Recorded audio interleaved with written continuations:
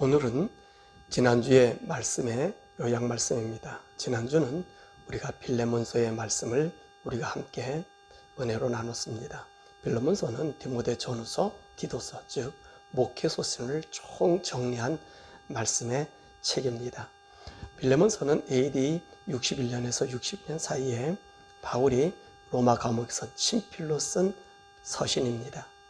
빌레몬서는 빌레몬과 그의 종인 오네시모를 통하여 교회 공동체가 어떤 모습인지를 보여주고 있습니다. 첫 번째로 빌레몬은 어떤 사람인가요? 1절에서 7절에 말씀합니다.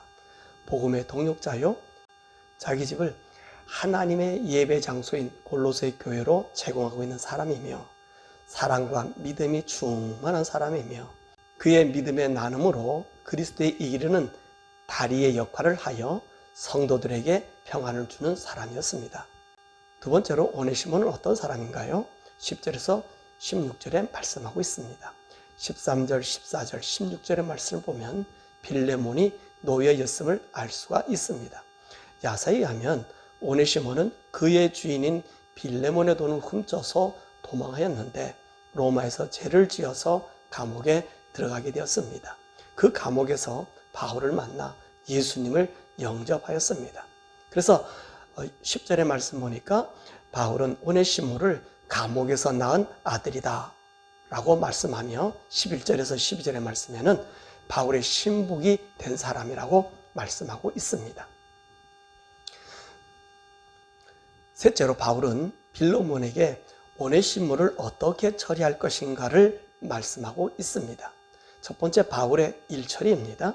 13절에서 14절에 보면은 오네시모가 죗값을 치르고 출감한 것 같습니다. 하지만 오네시모는 로마를 떠나지 아니하고 바울의 선교 사역을 도왔습니다. 바울에게는 오네시모가 텀씨 좋은 일꾼이지만 14절 말씀해 보니까 오네시모를 빌레몬에게 돌려보내서 그의 주인의 승낙을 받도록 처리합니다. 그렇습니다. 아무리 선한 일이라도 질서를 파괴하면 그것은 악이 될 수 있습니다. 바울은 이것을 성도들에게 보여주고 있는 것입니다. 두 번째로 바울은 오네시모에 대한 교회의 치리를 말합니다. 16절 말씀해 보니까 거듭난 사람이 되었으니 형제로 받아주기를 원합니다. 오네시모는 노예요 종입니다.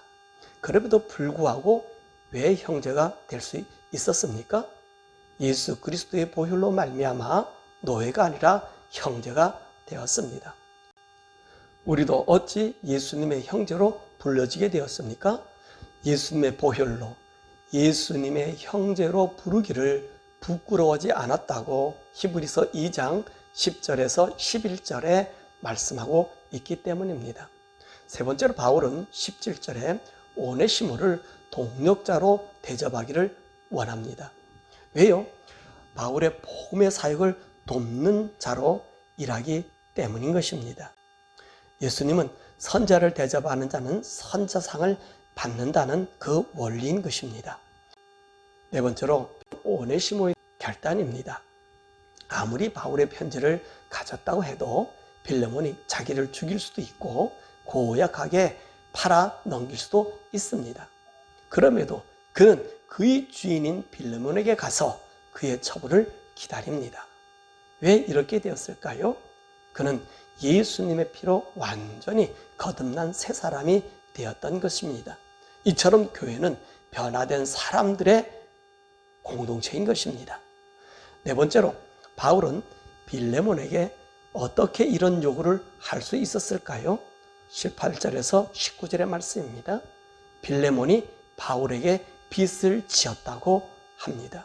실제로 빚을 지었을까요? 아니지요. 그럼에도 불구하고 바울은 빌레몬에게 너는 내게 빚을 졌다고 한 말은 바울이 천국 복음을 빌레몬에게 들려주었기 때문인 것입니다. 세상의 재물은 없어지는 것이지만 복음의 빚은 영원히 없어지지 않습니다.